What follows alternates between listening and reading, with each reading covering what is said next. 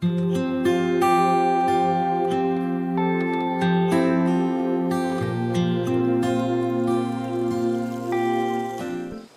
말씀 보시겠습니다. 오늘 은혜 받으실 하나님의 기록된 말씀은 창세기 25장 31절에서 34절까지입니다. 구약성서 35페이지에 있습니다. 창세기 25장 31절에서 34절까지. 야곱이 이르되 형이 장자의 명분을 오늘 내게 팔라.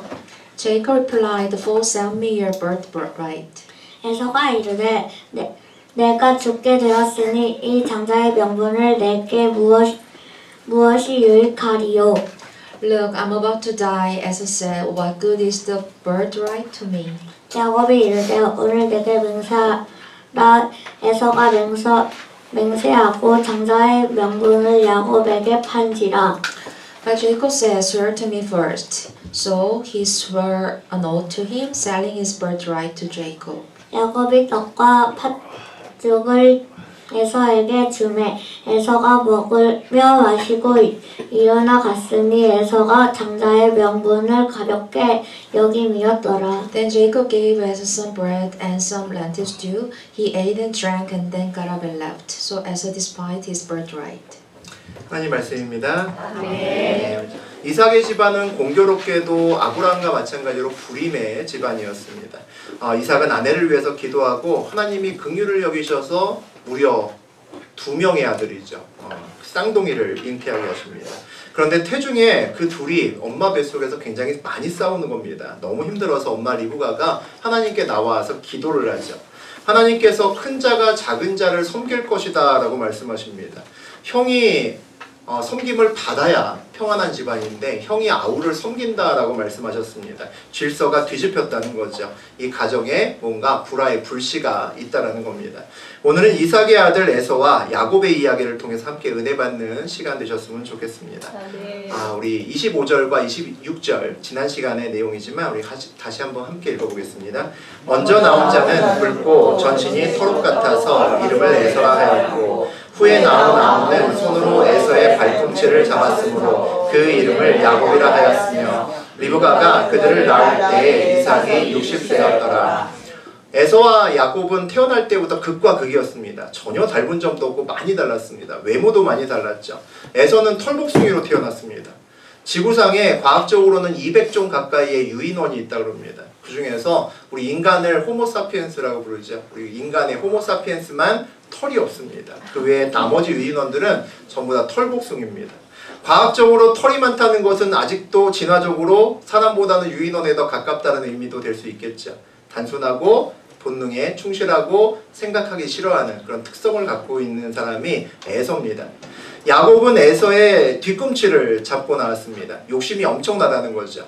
장자권에 대한 다툼은 엄마 뱃속에서 이미 시작됐습니다. 에서가 먼저 나왔죠. 그러면 게임이 끝난 거죠. 그런데 야곱은 그 게임을 끝까지 승복하지 못하고 형의 발 뒤꿈치를 잡고 나오고야만 합니다. 아직 이 싸움 끝나지 않았어. 혼자 이를 갈고 있는 거죠.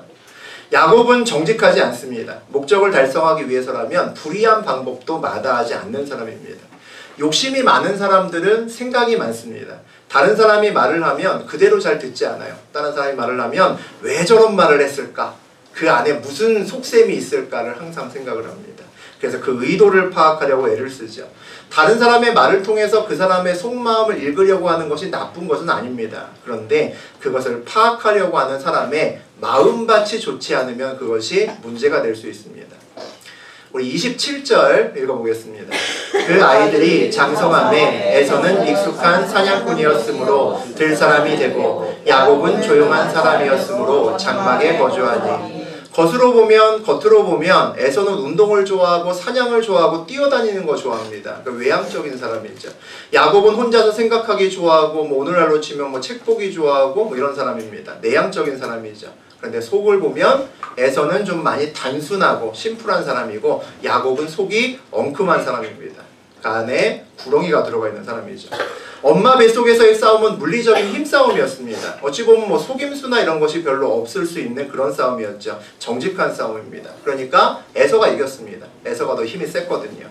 그런데 세상에서의 싸움은 그렇지 않잖아요. 힘 세다고 이길 수 있지 않습니다. 세상에서 싸움을 잘하려면 머리가 있어야 되고 꾀를 많이 내야 됩니다.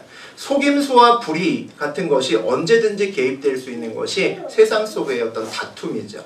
에서보다는 꿍꿍이가 많은 야곱이 훨씬 더 유리할 수 있는 상황입니다. 우리 28절 다시 보겠습니다. 이삭은 에서가 사냥한 고기를 좋아함으로 그를 사랑하고 리브가는 야곱을 사랑하였더라. 지난 시간에 나누었던 것처럼 이삭과 에서가 한 편을 먹었고 그리고 리브가와 야곱이 한 편을 먹었습니다. 같은 가족인데 한 지붕에 두 가족이 생겨버렸습니다. 문제가 생긴 거죠. 가정의 편가르기가 시작이 되었습니다. 내성적이고 엉큼한 야곱에게 적극적인 리브가 엄마가 붙었습니다. 어떤 일이 벌어질까요? 적극적인 사람이 소극적인 사람을 계속 자극하고 코치하고 충동질하게끔 되어 있습니다. 그래서 엉큼한 계획만 세우고 있었던 야곱이 그 계획을 실행할 수밖에 없는 상황들이 만들어지게 되어 있습니다. 오늘 그 엉큼한 계획이 실행하는 것이 오늘 여러분과 제가 읽은 본문입니다. 그 엉큼한 야곱의 죽수는 사건이 오늘 벌어지죠. 우리 29절 함께 읽어보겠습니다. 야곱이 죽을 쏘았더니 에서가 들에서 돌아와서 심히 피곤하여. 야곱은 장자가 아닌 둘째로 태어난 것이 굉장히 억울합니다. 사실 쌍둥이라 같이 태어난 건데 형의 발꿈치를 잡고 태어났지만 0.1초 뒤졌죠. 그 0.1초 뒤진 것 때문에 엄청난 손해를 받습니다. 그 억울함이 머릿속에서 떠나지 않습니다. 사실 저 형의 저 장자권은 내 건데라는 생각이 계속 듭니다. 어떻게 하면 저 장자의 권리를 내 것으로 만들 수 있을까? 내가 장자의 권리를 차지할 수 있을까를 고민하죠. 매일 고민하면서 살아갑니다. 야곱의 머릿속은 늘 억울함이라는 세 글자가 머릿속에서 떠나지 않는 거죠.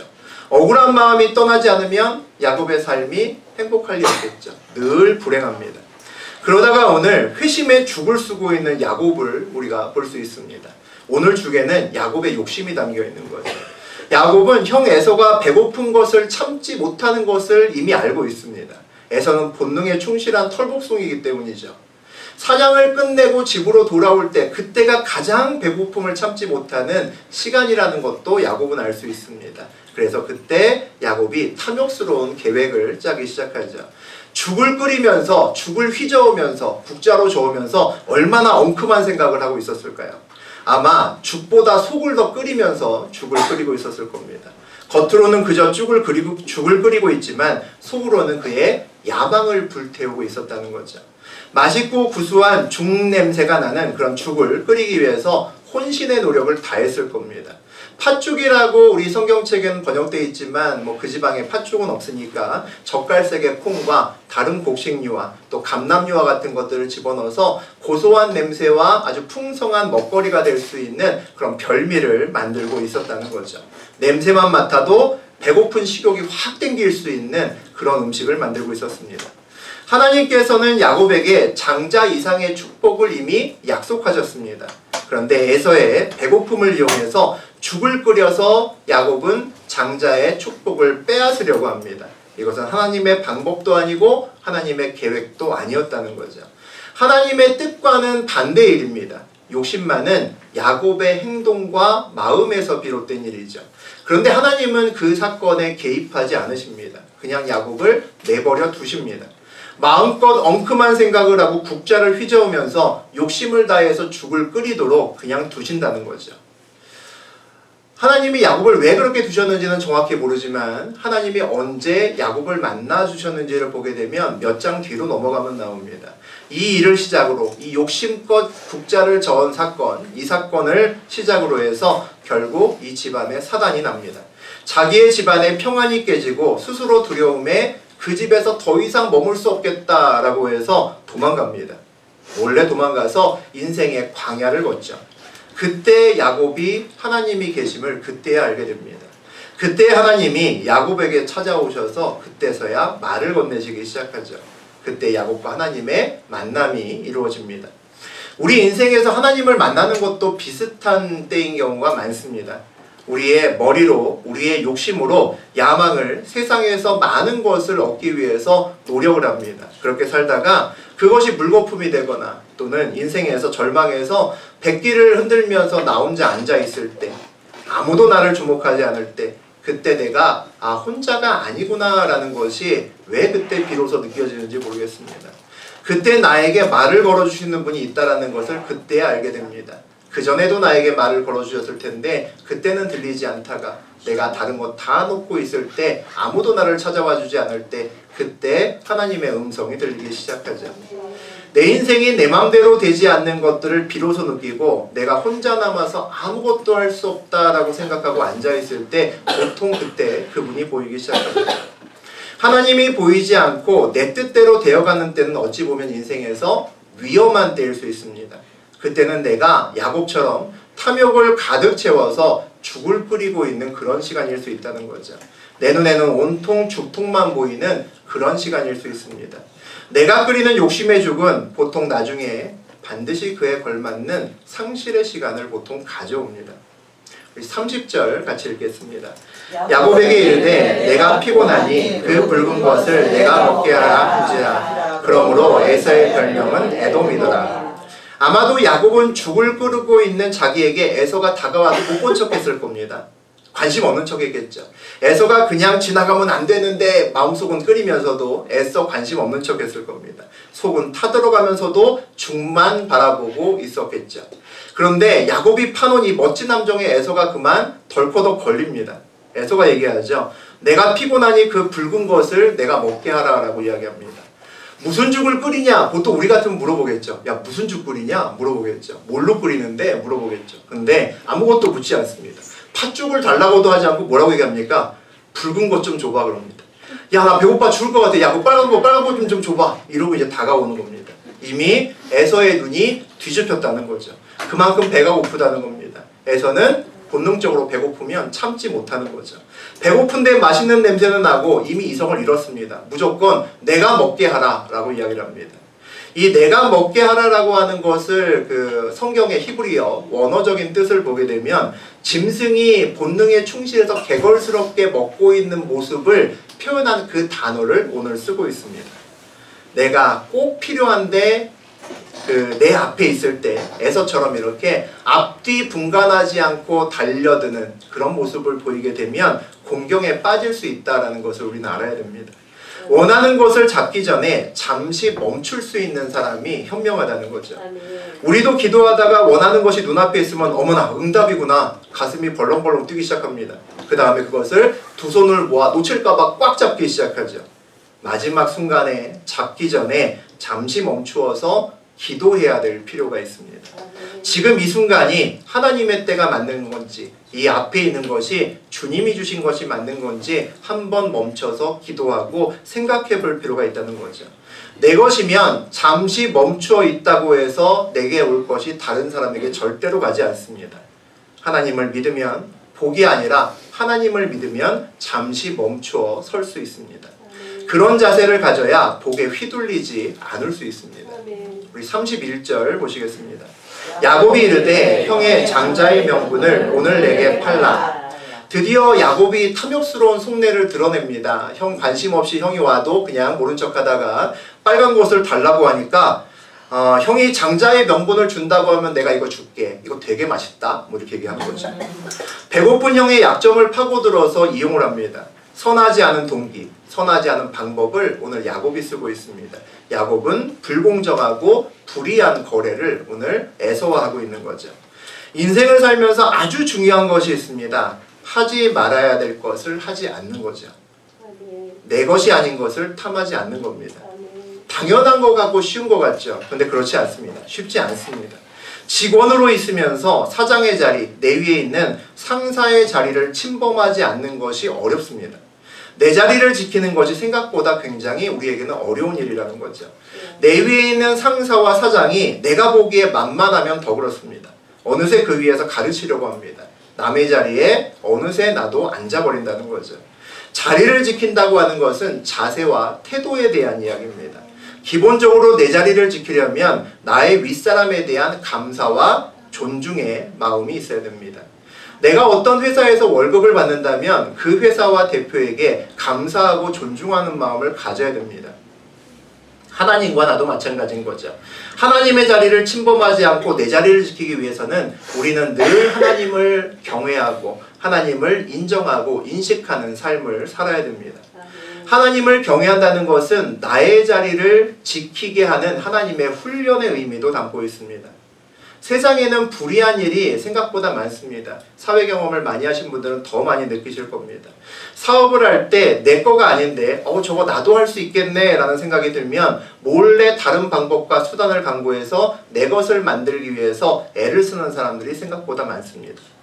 회사에서 다른 사람을 부당하게 몰아내고 그 자리에 내가 앉으려고 이런저런 강구와 수단을 쓰는 사람들이 생각보다 많습니다. 그렇게 살면서 그런 정직하지 않고 바르지 않은 방법을 통해서 가끔 이익을 얻는 경우를 우리가 또 눈앞에 보게 됩니다. 그러면 그런 마음이 들죠. 야, 세상 정말 썩었구나 이런 생각이 듭니다.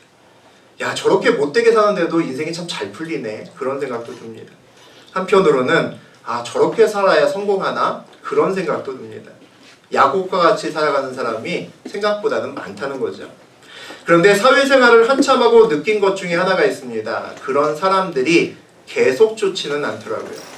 특히 그들의 인생의 후반부가 그리 좋지 않습니다. 어떤 시점에서 보면 자기가 원하는 것을 얻고 행복해할 수 있죠. 박수치면서 즐겁게 웃을 수 있습니다. 그런데 계속 즐겁게 웃지 못합니다. 어떤 시점에서 보면 그렇지만 나중에 보면 그렇지 않다는 거죠.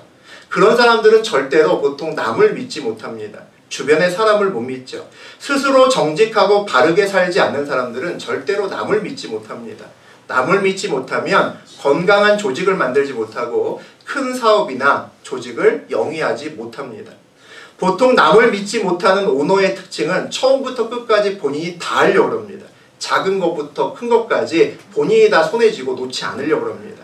그런 조직은 일정 이상 크기가 어렵죠. 그 사람이 관리할 수 있는 숫자가 되게 되면 아무리 노력해도 회사가 더 이상 크지 않습니다.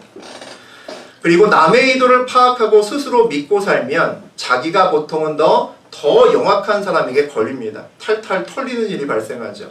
자기를 너무 믿기 때문에 오히려 크게 당할 수 있습니다. 마치 야곱이 우리 나중에 라반을 만나서 고생하는 것과 같습니다. 보통 야곱과 같은 사람은 자기보다 몇 배는 더 야곱스러운 집요한 사람을 만납니다. 그의 대가를 치르죠. 남을 속이고 머리 굴려서 이익을 계속 챙겨나가는 것 같지만 그에게도 그의 행동에 대한 대가를 지불하는 시간이 기다리고 있습니다. 야곱은 늘 무언가를 챙기고 늘 무언가를 쌓으려고 애를 씁니다. 늘 복을 잡으려고 애를 씁니다. 그런데 그의 인생길을 보면 늘 무언가 얻는 것 같습니다. 오늘도 장자권 얻고 아버지의 축복도 얻고 하나하나 계속 얻어서 쌓아가는 것 같은데 그의 인생길을 보면 어느 누구도 행복하다는 생각이 들지 않습니다. 항상 불안하고 항상 무언가에 쫓기면서 살아간다는 거죠. 쉼도 없고 평안도 없고 그런 인생길이 야곱의 인생길입니다. 그것은 자기의 복을 자기 스스로 챙겨야 되는 사람이 치루어야 되는 또 다른 대가일 겁니다. 인생을 복되게 살아가는 기초는 하지 말아야 될 것들을 안 하고 내 것이 아닌 것을 탐하지 않는 것으로 시작합니다. 그렇게 인생을 살아가기 위해서 우리는 먼저 하나님이 나에게 복 주실 것을 믿어야 됩니다. 좀 더 궁극적으로는 하나님 자신을 믿어야 된다는 거죠. 그래서 복을 받기 위해서는 우리와 하나님과의 관계부터가 바르게 정립되어 있어야 됩니다. 하나님은 나의 목자이고 나의 주인이다라고 내 마음을 다해서 고백할 수 있어야 됩니다. 그렇게 살아가는 자가 자기 자리를 온전히 지킬 수 있기 때문입니다. 하나님과 함께 걷는다는 것은 주님께 순종한다는 거죠. 내 자리를 주님께 아낌없이 내어드린다는 겁니다. 그 훈련을 하는 거죠. 우리 32절 함께 보시겠습니다. 에서가 이르되 내가 죽게 되었으니 이 장자의 영혼이 내게 무엇이하여. 에서는 오늘 장자의 명분을 죽 한 그릇에 팔아버립니다. 에서에게 야, 너 어쩌자고 죽 한 그릇에 네 장자의 명분을 팔아버렸어? 라고 물으면 오늘 32절에 그의 대답이 있죠. 내가 죽게 되었으니. 죽을 만큼 힘들어서 어쩔 수 없었다고 대답했어요. 너무 배고파서 이거 못 먹으면, 이 빨간 거 못 먹으면 내가 죽을 판인데 어쩔 수 없었다고 그렇게 얘기를 하겠죠. 그럼 성경은 어떻게 말하고 있을까요? 34절에 보면 에서가 장자의 명분을 가볍게 여겼다라는 내용이 나옵니다. 성경은 에서의 생각과 이 상황을 다르게 이야기를 한다라고 이야기합니다. 에서가 장자의 명분을 가볍게 여겼기 때문에 이러한 일이 발생했다라는 거죠. 에서가 소홀히 여긴 그 장자의 명분을 하나님은 귀중하게 에서에게 주실 마음이 있었을까요? 에서에게는 이미 맏아들의 축복이 예정되어 있었습니다. 그 맏아들의 권리는 하나님의 법에 의해서 이미 정해준 축복입니다. 에서의 몫으로 하나님이 주신 축복이라는 거죠. 주신 축복도 스스로 관리하지 못하면, 스스로 소중하게 여기지 못하면 사라집니다. 맏아들로 태어났다고 그 복을 다 받을 수 있는 것이 아니라는 겁니다. 장자의 복을 빼앗기 위해 악한 계획을 세우고 속이는 삶을 사는 야곱도 불쌍하죠. 근데 자기에게 주어진 복을 찾는 에서도 불쌍하기는 마찬가지입니다. 우리의 인생길에서도, 저하고 여러분의 인생길에서도 하나님이 허락하신 복이 있습니다.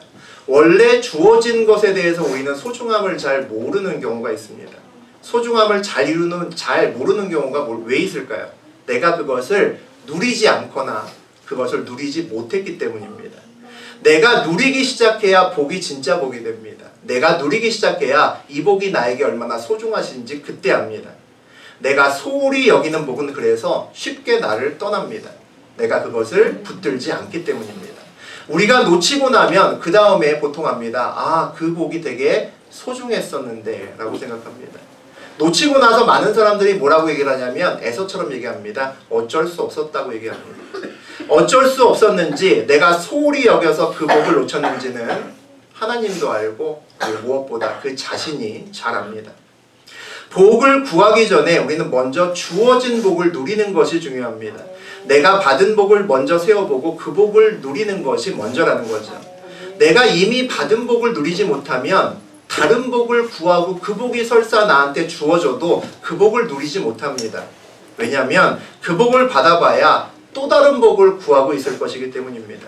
계속 새로운 복을 구하는 야곱처럼 복만 구하다가 즐기지 못하고 누리지 못하고 인생이 가기 때문입니다. 33절 함께 보시겠습니다. 야곱이 이르되 오늘 내게 맹세하라. 에서가 맹세하고 장자의 명분을 야곱에게 편지라. 야곱이 이르되 오늘 내게 맹세하라라고 합니다. 야곱이 에서에게 법적인 구속력을 요구를 합니다. 맹세하라는 것은 당시에 하나님을 증인으로 세우라는 겁니다. 오늘날로 치면 우리가 구두로 약속하면 불안하니까 뭐합니까? 계약서 쓰고 지장 찍죠. 그거 갖고 부족하면 어떻게 합니까? 법무사 가서 공증 씁니다. 그죠? 그거나 똑같은 겁니다. 야곱의 인생에서 처음 하나님을 찾을 때 자기의 부당한 거래에 하나님을 개입하는 것으로 처음 하나님을 찾습니다. 참 안타까운 일이죠. 야곱은 하나님을 이용해서 에서의 장자권의 명분을 확실히 빼앗고자 합니다. 야곱의 인생에서 하나님이 어떤 의미인지 우리가 알 수 있는 그런 대목입니다. 에서가 맹세하고 장자의 명분을 야곱에게 판지라라고 되어 있습니다. 하나님께 맹세하고 에서가 장자의 명분을 죽 한 그릇에 야곱에게 그냥 넘깁니다. 야곱이 속으로 얼마나 통쾌하게 웃었을까요? 맏아들의 권리를 바보 같은 형이 정말 죽 한 그릇에 넘겼습니다. 예상은 했지만 야곱의 예상보다 형이 훨씬 더 바보 같았던 거죠. 이렇게 쉽게 넘기다니. 최소의 비용으로 최고의 성과를 얻어냈습니다. 경제학적으로는 아주 최고의 효율을 벌였던 거죠. 야곱은 너무나 손쉽게 오늘 장자의 명분을 움켜쥐었습니다. 쉽게 얻어서 행복했을까요? 이제는 다 되었으니까 앞으로는 두 다리 쭉 뻗고 계속 행복하게 살았을까요? 그렇지 않죠. 사람의 욕심이 끝이 없기 때문입니다. 대리가 되면 과장 되고 싶고 과장이 되면 부장이 되고 싶습니다. 누구나 그렇죠. 과장이 되어서도 대리들과 몰려다니면 과장으로 행복합니다. 근데 과장이 되면 과장하고 같이 몰려다니는데 문제가 있는 거죠. 이전에 드물게 보였는데 내 주변에 온통 과장입니다. 그러니까 이제 부장이 부럽죠. 부장 달아야겠다라는 생각이 듭니다. 다른 것도 마찬가지죠. 차도 마찬가지고 집도 마찬가지입니다. 다 더 좋은 걸 가지길 원합니다. 야곱은 이제 장자의 명분을 얻었는데 아직 아버지 이삭의 맏아들에 대한 축복은 아직 얻지 못했습니다. 잠시의 행복을 누려하고 야곱은 또다시 엉큼한 생각에 빠집니다. 하나의 죽을 쓰고 난 다음에 이미 마음속에선 또 다른 죽을 끓이기 시작한다는 거죠. 올바르지 않은 한 번의 승리를 체험하면 두 번째, 세 번째를 계속 바르지 않은 방법으로 꿈꿉니다. 결국 그러다가 대가를 치를 수밖에 없죠. 그래서 방법이 중요합니다. 잘못된 방법으로 쉽게 돈을 번 사람은 그 방법 때문에 문제가 생겨도 그 방법을 잘 놓지 못합니다. 재수가 없어서 문제가 터졌다라고 생각합니다. 다음에는 좀 더 치밀하게 계획을 짜면 괜찮을 거라고 생각합니다. 그런데 방법에 문제가 있으면 반드시 대가를 치릅니다. 걸릴 때까지 그 방법을 보통은 쓰기 때문이죠. 보통 일이 지나치면 합당한 대가를 치를 수밖에 없습니다. 야곱도 여기서 멈췄어야 됐습니다. 더 나아가서 결국 자기와 가족의 평안한 집을 깨지는 말았어야 됐죠. 결국 나중에 야곱은 떠돌이가 됩니다. 쉽지 않은 인생길로 자기 스스로 밀어버렸다는 거죠. 우리 34절 보시겠습니다. 야곱이 떡과 팥죽을 에서에게 주매 에서가 먹으며 마시고 일어나 갔으니 에서가 장자의 명분을 가볍게 여김이었더라. 복을 주셔도 그릇이 돼야 받죠. 하나님은 에서에게도 야곱에게도 모두 다 복을 주셨습니다. 에서에게는 장자의 복을, 야곱에게는 그보다 더 큰 복을 이미 주셨다라고 약속하셨습니다. 우리 지난 시간에 23절 읽었죠. 우리 23절 다시 한번 읽어보겠습니다. 여호와께서 그에게 이르시되 두 국민이 내 태중에 있구나. 저 족속보다 강하겠고 큰 자가 어린 자를 섬기리라 하였더라. 하나님은 이미 그의 어머니 리브가에게 야곱이 에서보다 늦게 태어나지만 더 큰 복을 받을 거라고 약속하셨습니다. 만약에 야곱과 에서가 이 하나님의 음성을 뱃속에서 들었다면 아마 달라졌을 겁니다. 싸움이 달라졌겠죠. 서로 나중에 나오려고 싸웠겠죠. 형님 먼저 나가십시오. 아우 먼저 나가십시오. 아마 그러고 아마 뱃속에서 싸웠을 겁니다. 서로 둘째가 되기 위해서 아마 있는 힘을 다했을 겁니다. 야곱이 형의 뒤꿈치를 나오는 것이 아니라 형의 등을 떠밀어서 먼저 나가게 했겠죠. 야곱과 에서가 태어난 후에 야곱을 사랑했던 어머니 리브가가 그 사랑하는 야곱에게 분명히 이야기를 해줬을 겁니다. 야곱아, 네가 둘째로 태어났지만 하나님께서 형이 도리어 너를 섬기게 될 거라고 나한테 약속하셨다. 분명히 얘기했겠죠. 그 말을 들었다면 야곱은 둘째로 태어났음에 감사했어야 됐습니다. 뱃속에서 싸움에 진 것을 너무나 축복이구나라고 생각했어야 됐습니다. 둘째로 태어났기 때문에 하나님의 크신 복을 얻을 것을 약속받았기 때문이죠. 근데 야곱의 눈에는 둘째이기 때문에 잃은 장자의 명분, 잃어버린 맏아들에 대한 아버지의 축복, 눈에 보이는 잃어버린 세상의 복만 가득하게 보입니다. 눈에 보이는 장자의 복도 내가 가져야겠다는 생각을 합니다. 하나님의 복은 세상의 복과는 비교도 안 되죠. 그런데 야곱은 하나님이 아닌 세상의 복에만 눈을 기울입니다. 하나님이 복은 보이지 않기 때문이죠. 모호하기 때문입니다. 그런데 세상의 복은 눈에 너무 잘 보이기 때문입니다. 장자의 권리와 아버지 이삭의 축복은 바로 눈앞에 보이는데 하나님의 복은 아무리 찾아봐도 아직 무엇인지 알 수가 없기 때문입니다. 장자는 다른 아들보다 2배의 많은 재산을 받습니다. 부자가 되는 아주 쉽고 안정된 길이라는 거죠. 야곱이 생각할 때 하나님 말씀, 큰 자가 어린 자를 섬긴다고 하는 것은 야곱이 결국 장자의 권리를 갖는구나 라고 생각할 수 있습니다. 어차피 장자의 권리, 형의 권리는 어차피 기다려도 내 것이라고 생각했을 수 있다는 거죠.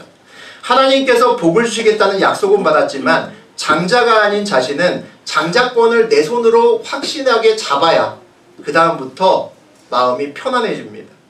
그 외에 다른 복을 받을 길은 아무리 봐도 쉽지 않고 생각이 나지 않는다는 거죠. 그래서 오늘 야곱은 탐욕스러운 죽을 끓이면서 에서의 장자의 명분을 가로채면서도 죄의식은 별로 없었을 겁니다.